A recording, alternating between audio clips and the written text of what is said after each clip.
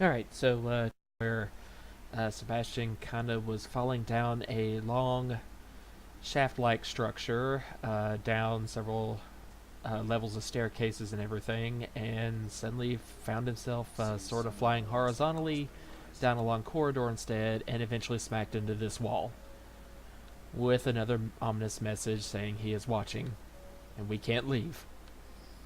None of us can. But before we start exploring this hospital like place, let's go ahead and take a revisit to the asylum and do upgrades and unlocking more cabinet doors for items and stuff as usual. But first, the next journal of uh, belonging to Sebastian, the next journal entry. So, a month later from the last one, where he saved Myra in a shootout incident, the bad news is that I've been reassigned to a new partner. The good news is that Myra said yes. So yeah, he's known this woman for like I think 3 months. Honestly, he first started working with her in December 2004, so kind of a whirlwind romance here. But even the bad news isn't so bad. Joseph is a great detective and we're a good team. Crimson City, yes, that's what I was thinking of. The name of the city, Crimson City, except with a pretentious K instead of a C. Needs more men like him on the force, and it's an honor to be working with him, but sometimes it feels like bailing out a boat with a giant hole in the bottom. For every crime we solve, it seems like 10 others are committed. The KCPD is a thin blue line protecting the populace from the criminals, but sometimes it seems like there's more of the latter than the former.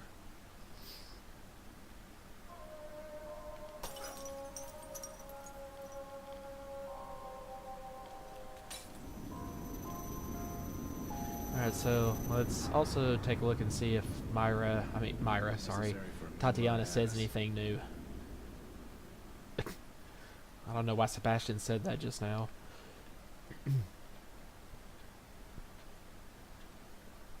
It's been a while since your last visit.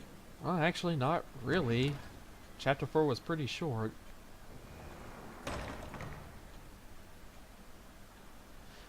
Okay, so nothing new there.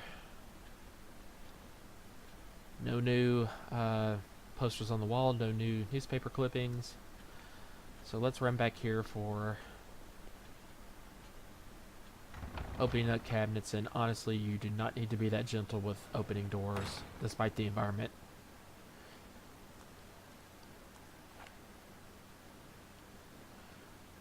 Yeah, I did say I was going to work my way right to left on this one row. Oh, more green gel. Alright. I totally didn't think that would be it, considering I found green gel in this cabinet as well, and these two were side by side.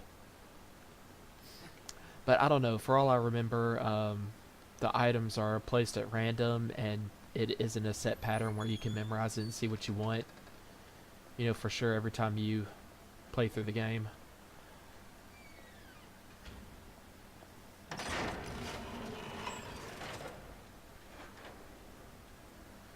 Now, life gauge. Well, honestly, syringe recovery. I think I've waited too long to upgrade on that. So, I mean, that's most of what I got, but I think it'll be worth it. Melee damage we can do a little more of. Sprint time, not too much.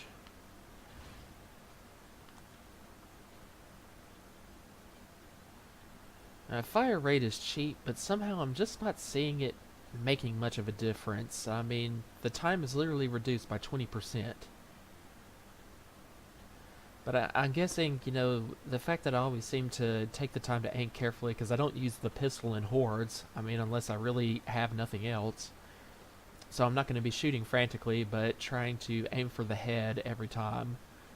So fire rate really is not part of my strategy in battle in that case, you know. I think we'll just go with clip capacity. I have no problem upping accuracy that much. And maybe I can up the stock on matches one more time.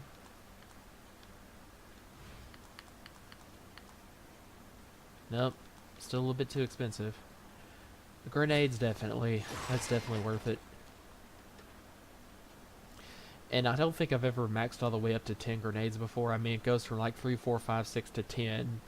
So you're thinking, you know, you get such a big bonus at the end, might as well go for it. But I never find that many grenades at a time, you know, that I save up. Although it probably would be a strategy, like, you know, actually just save up grenades all the way up to 10, which will probably take a few chapters, actually, if not more. And then just for like one of the bigger horde fights towards the end of the game, just chunk them one after the other and have an easy win. I don't know. But I think we'll leave that alone anyway.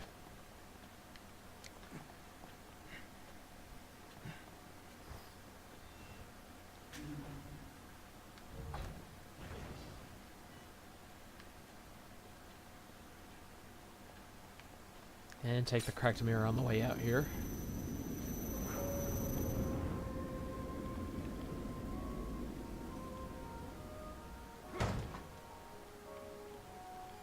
Okay, so one big thing about this area is I know in this chapter a lot of the invisible enemies show up. Like the one I encountered kind of as storyline significance at the beginning of the last chapter, and well, as you can see, I had a tough time aiming for him, even though I saw exactly where he was coming out and I knew every time. But you can actually fight more than one of them at a time in this area. Luckily, oh, okay, that wasn't a real enemy. Luckily, with all the random objects about, especially like gurneys and medical trays and stuff in the hallways, you'll normally be able to see where the invisible enemies are coming from. Yeah, like that one right there. Once he gets close enough to me, you'll see him push aside this gurney to get to me, and then I'll have, you know, I will have homed in on him. Like that.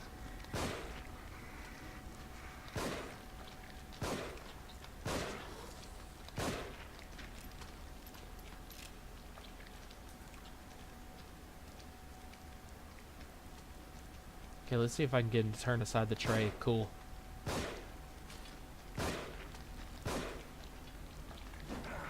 Oh, I think another one showed up sometime. Or it's somehow the same one?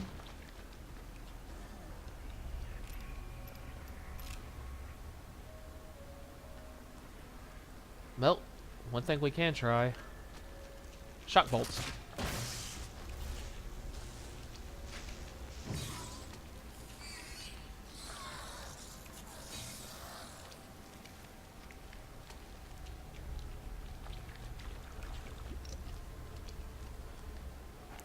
Yeah, still, I missed too many times. That took up too much of my ammunition. Okay, I guess that was just one, but I could swear I saw him teetering back against this medical tray, and then suddenly he was right there.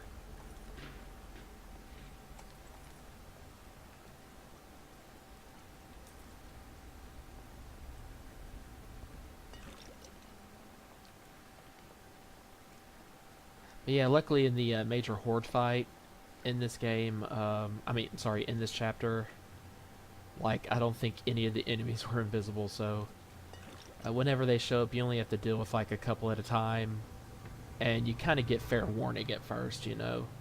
Looks like I have to get You'll at least see objects moving around on their own before they get to you.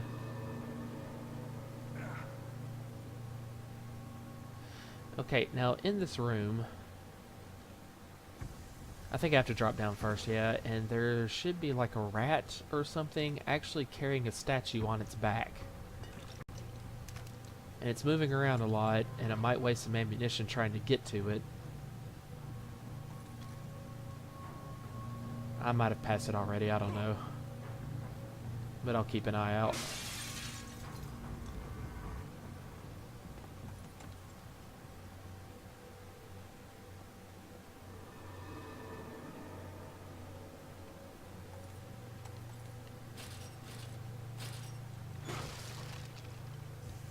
Yeah, and I think there's an invisible enemy coming at me this way. He usually turns aside the IV in the wheelchair right there, I remember.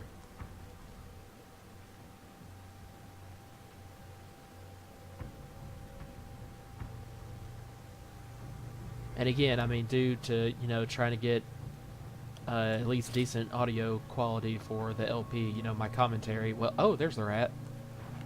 You know, I really can't turn the game up that high to listen for the enemy approaching. By the way, that's a gigantic rat. Hi.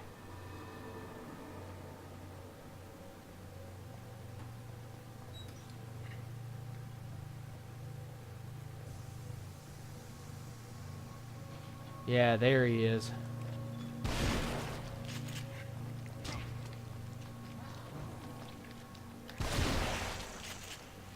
Okay, I thought close enough. I would go for a headshot.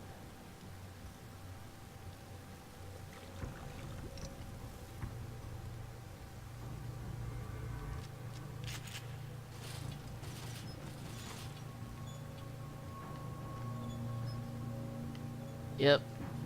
Is that another enemy? Or no, I think these things are just kind of sliding around on their own.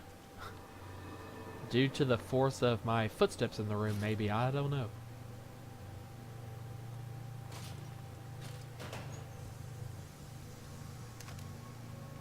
Well, one shell's better than nothing.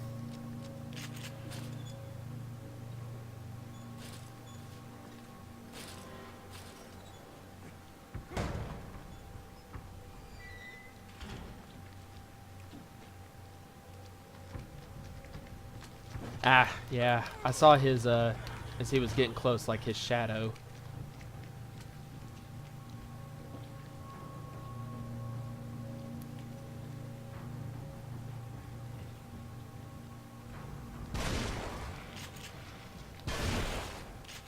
Let's see if I can run up and get him fast enough with the match. No. Okay, I'm gonna have to go back through this door and have him come through where I can tell that he's there.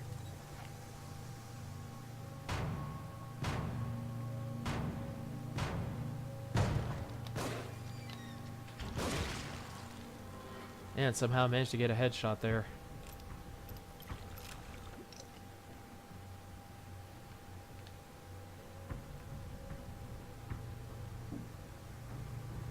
Yeah, I do really like the atmosphere in this area of the game. Music kind of keeps you tense, but not too much, and it's not like annoying to listen to or anything. And just, well, the invisible enemies creeping about. Let's see, what have we got here? Hospital key card.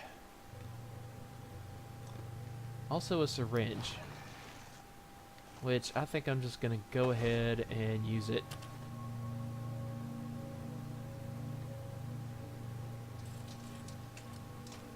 Also more brain juice and shotgun shells. Awesome.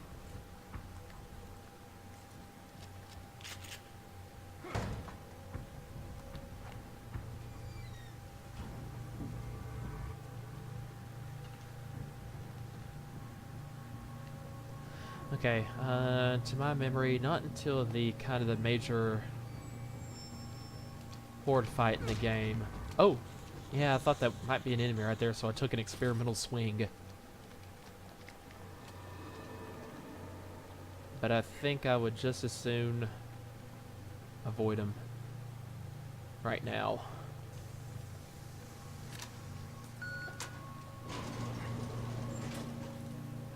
I really just hope he doesn't follow me all the way in here.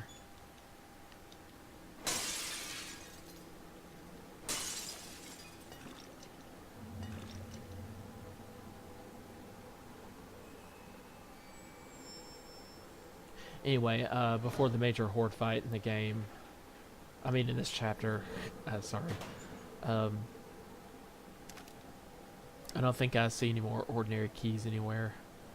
But we are definitely going to have to take a visit for upgrades to the asylum. And get a few more shotgun shells we've saved up from the cabinets. And here is Joseph, actually, I think. No, not quite yet. Now this part was interesting. I'm in like a totally closed off room here, and it looks like I've just trapped myself permanently, but This is kind of Ruvik wanting us to see things. Get a glimpse of them from his perspective. Before he allows us to move on.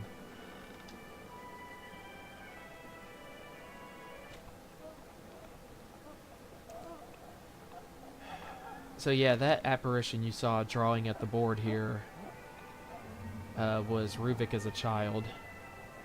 Now I don't remember what the solution to the puzzle in this room was, because you know you hit the wrong button here. Well, you're gonna be screwed. These spikes are gonna come out of the floor and impale you to death. They don't just do damage; it's automatic game over.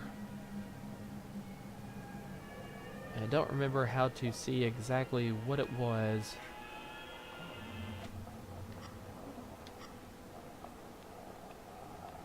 I think I just happen to remember from shared memory that this, like, sunflower petal icon was the right one to push. And I'm waiting. Okay, yeah, spikes coming up out of the gurney, or this bed right here instead of out of the floor. And then we follow, like, this weird supernatural trail of blood to the next vision.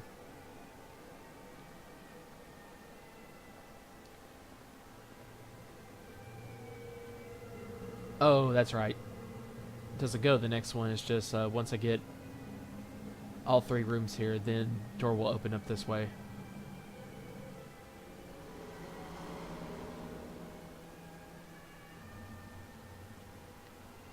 And then suddenly, yeah, a door. Going in. Okay, now I actually see the symbol. The button I'm supposed to push here, so...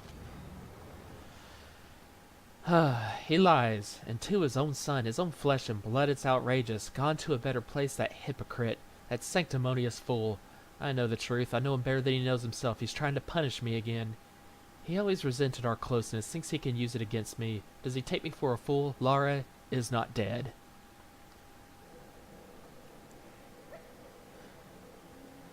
So, just to try to explain things as well as I can for first-time viewers to this game, Lara is the name of Ruvik's sister. And they had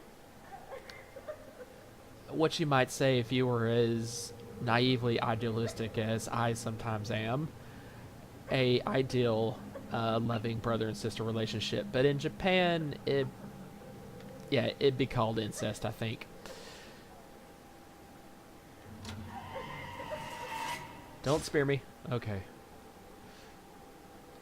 And we'll see more of Lara later on. But that was kind of Ruvik's personal diary, raging against his father after a bad accident in which his sister died. And apparently she was like the only reason he even clung to life.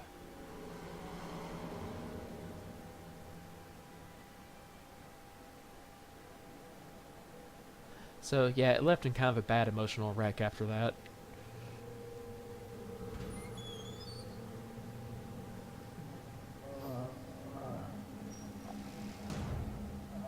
And Lord knows what is actually in this room that's groaning with me right now. I'm hoping it's not the supposed corpse underneath the sheet right here.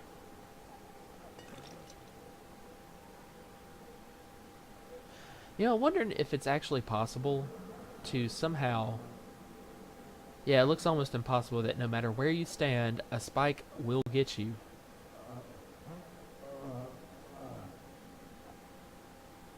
Maybe actually not right here, although I can see one to the left that would actually go through his arm. I'm curious, this looks like the best and only spot in this room, but no matter where he... No matter how I turn, no matter how light a step I try to take, it doesn't look like I'm completely in the clear.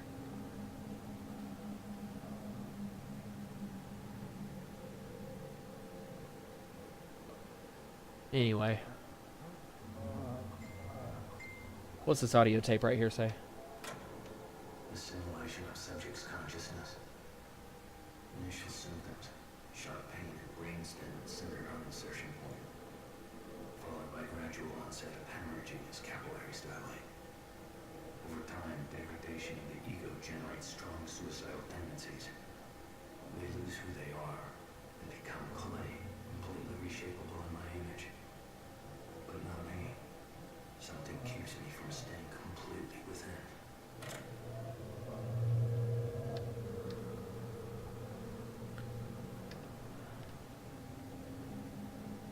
So really, if I had to sum up Ruvik's whole deal right now, he deals with personal tragedies in his own life. The world has to pay, so he shapes it as he sees fit, rather than going the traditional bad guy route of complete destruction.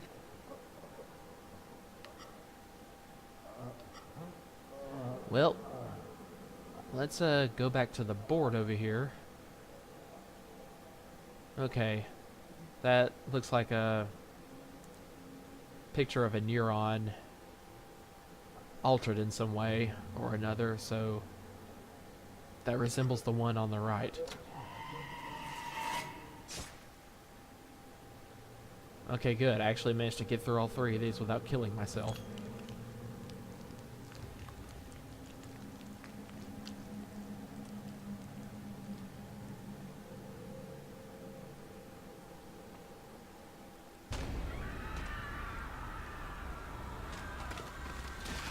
And I really wanted to say that little scene right there was chilling my first time playing through the game, but honestly, it was like this fake stock woman screams. I mean, you've heard those several times before. That really kind of ruined it for me.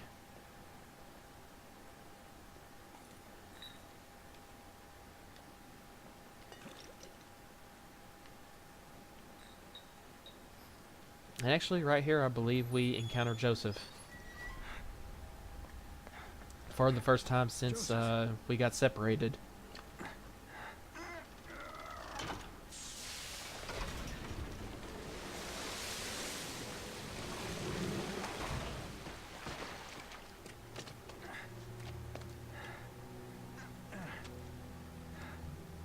Thank God you're okay. Really? Because he doesn't look that much like he's okay. But it's definitely not okay. You brought me here.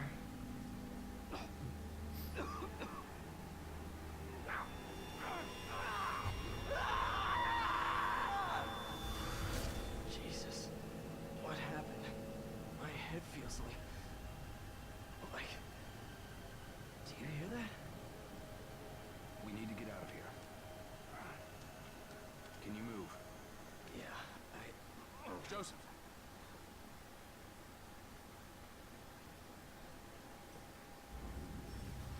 Alright, so the nice thing about this while we're partnered up with Joseph is that no matter how much damage he takes, it doesn't cost us anything but time to heal him. And really not that much, come to think of it. And it's pretty much limitless as long as his life does not run all the way out. We're good to go. Let's get out of here fast. And honestly, could never make it through the next major fight without him either.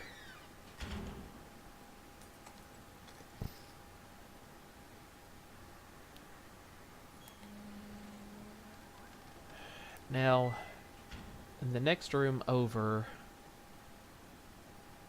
Joseph, you coming? Oh, okay. No, he's keeping an eye on the next room. Yeah, in the next room over, I think, like, if you don't sneak by, if you really spend any time just walking normally at all, you awaken all the seeming corpses on the hospital beds in there. And they can follow you in here to this room, but you do at least have one means of knocking off at least most of them, if not all of them. And that's burning this puddle of oil right here while they're walking over it. And that should get them immediately. But first, before we attempt to do anything there, let's raid this room.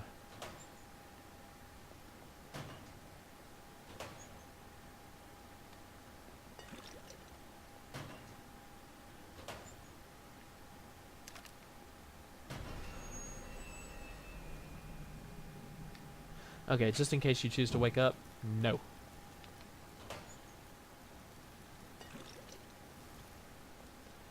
And I like how by now Sebastian's already kind of at that point in the adventure that things don't really seem to faze him anymore. He just kind of Lightly steps over the side like, oh, a corpse.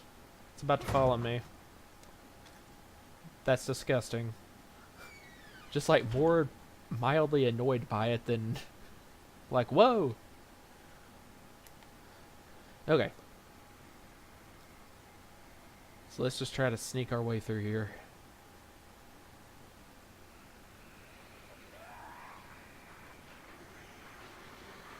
Oh, nope, she saw me. There were some that were already awake, unfortunately.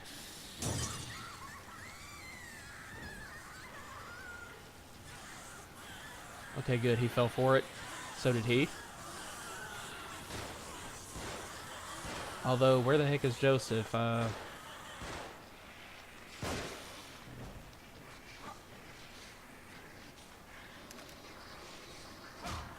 this one's not very aggressive.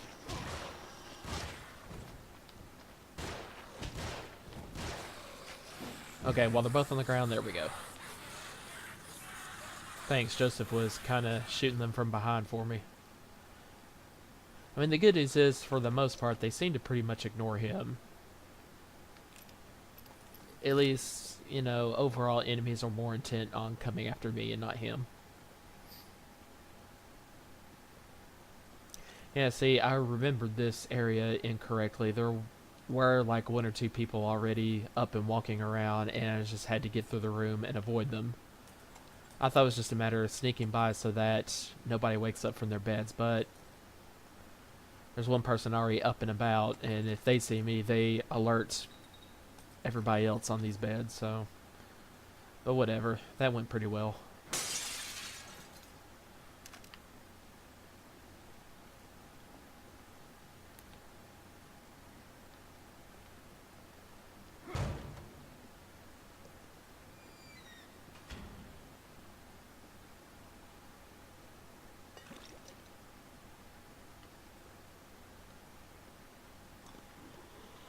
Cool, syringe. And I don't know where you came from, but you need to die.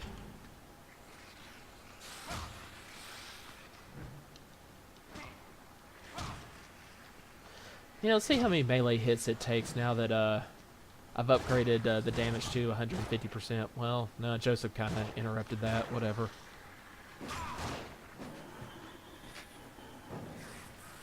And I really don't see how, honestly, like a wimpy little hook punch from off the ground could actually really take off any amount of your health. I mean, unless he had like long claws at the end or something, like scratch your leg up badly. I was always a little bit annoyed by that.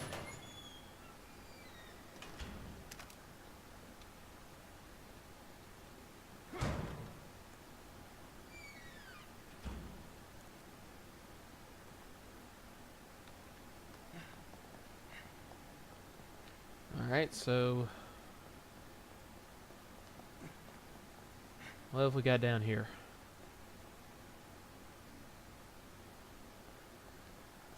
Okay, I think once we approach this door, Joseph has to disarm the bomb on it. And I'm gonna have to fend off enemies while he does.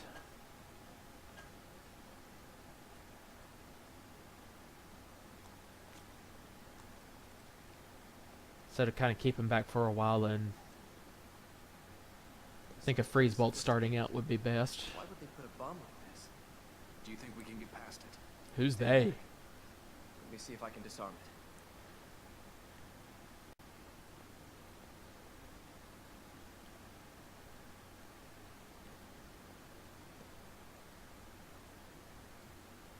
it. Okay, nobody's gonna show up for this one, huh?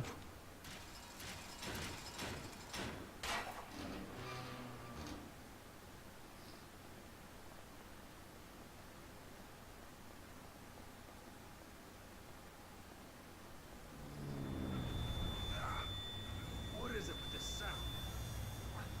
I thought it was something electronic.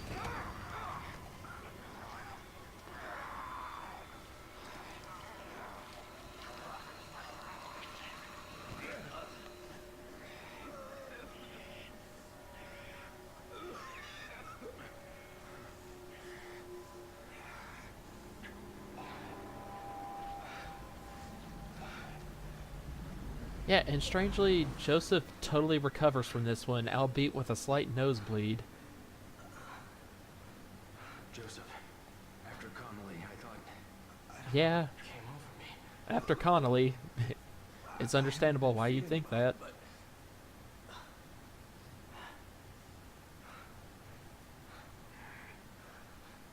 look, let's just get out of here. There's something wrong with this place. Yeah.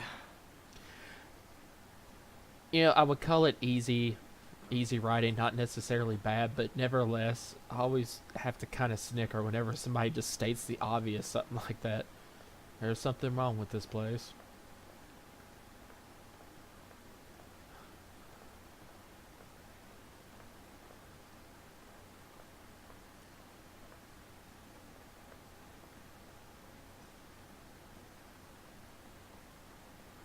Okay, so there is a safe room off to the side now that I think about it.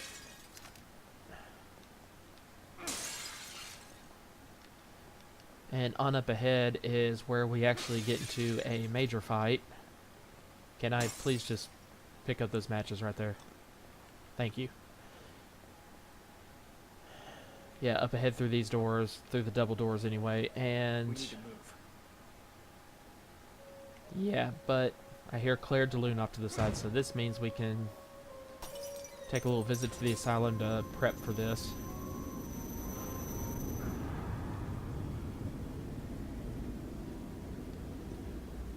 I knew it. Knew what? That you'd end up back here? Whatever is the matter? Okay, so we have a new newspaper clipping here. Mental patients claim abuse. Patients at Beacon Mental Hospital claim they are being used in behavioral engineering experience by unknown agency. Did I say experience? I'm sorry, I meant to say experiments. Behavioral engineering experiments. Which the means by which they undergo those things could probably easily be seen as abusive.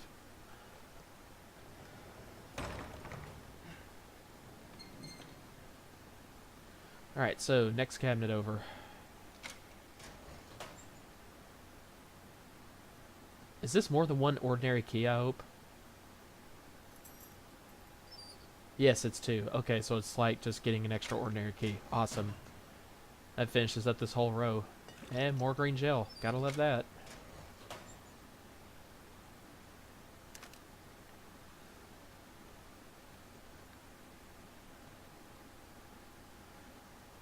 Okay, so there are more shotgun shells I left behind.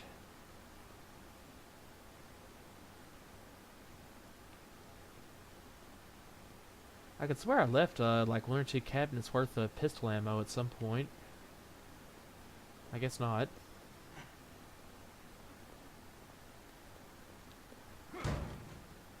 Good, I can just kick that door straight open now. Okay, now even though...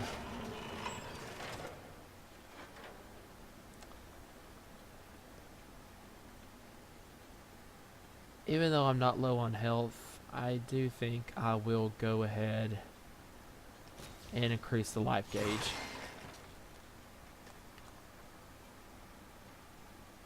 Okay, no, I still had no graded melee damage yet. It's now at 120%, not 150. And I can go ahead and increase syringe recovery to 42%. I used up all my green gel, but I think I will go with that.